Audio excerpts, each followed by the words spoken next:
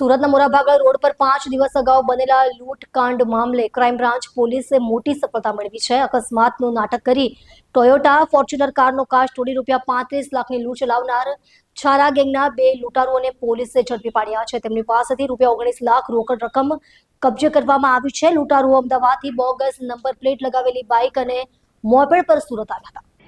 Surat crime branch પાસેથી મળતી જાણકારી મુજબ 5 દિવસ પહેલા મોરાભાગળ રોડ પર લૂંટારુઓએ એક ફોર્ચ્યુનર કારને નિશાન બનાવી હતી। લૂંટારુઓ મોપેડ પર આવ્યા હતા અને કાર સાથે ઇરાદાપૂર્વક અકસ્માતનું નાટક કર્યું હતું।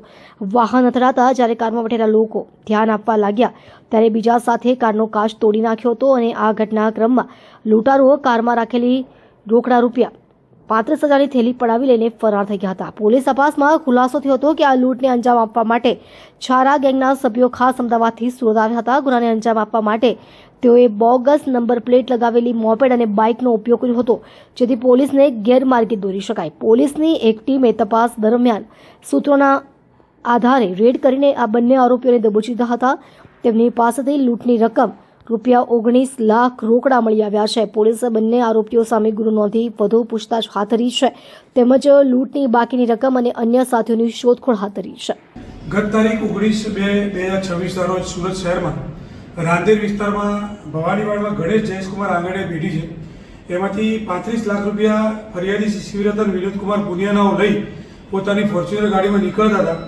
એ દરમિયાન 2 બાઇકવાળા, એક જ્યુપિટર અને એક યુનિકોર્ન મોટરસાઇકલ લઈ અને એમને આંતરી અને પાછળની ફોર્ચ્યુનર ગાડીનો પાછળનો કાચ તોડી ₹35 લાખની બેગ લઈ અને ફરાર થઈ ગયા।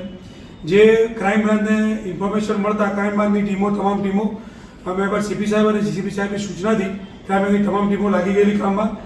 આ દરમિયાન ક્રાઇમ બ્રાન્ચને એવી બાતમી મળેલી કે આ લોકો બારડોલી સાઈડ ભાગ્યા છે, તો બારડોલી સીસીટીવીના આધારે ક્રાઇમ બ્રાન્ચની અલગ અલગ ટીમો બારડોલી નીકળી, ત્યાંથી શિરડી, નાસિક, સાપુતારા આ બધું ફરતા આ લોકો આજે અબ્રામા રોડ પર બંને જે જ્યુપિટર બાઇક છે એની બાતમી મળતા ક્રાઇમ બ્રાન્ચની ટીમ ત્યાં તાત્કાલિક પહોંચી ગઈ અને આરોપી રંગે હાથ પકડાઈ ગયેલા, જેમની પાસેથી અત્યારે ₹19,13,500 રોકડા મળી આવેલ છે અને એક જ્યુપિટર બાઇક મળી આવેલ છે અને આરોપીને અત્યારે રાંદેર પોલીસ સ્ટેશનમાં સુપ્રત કરવામાં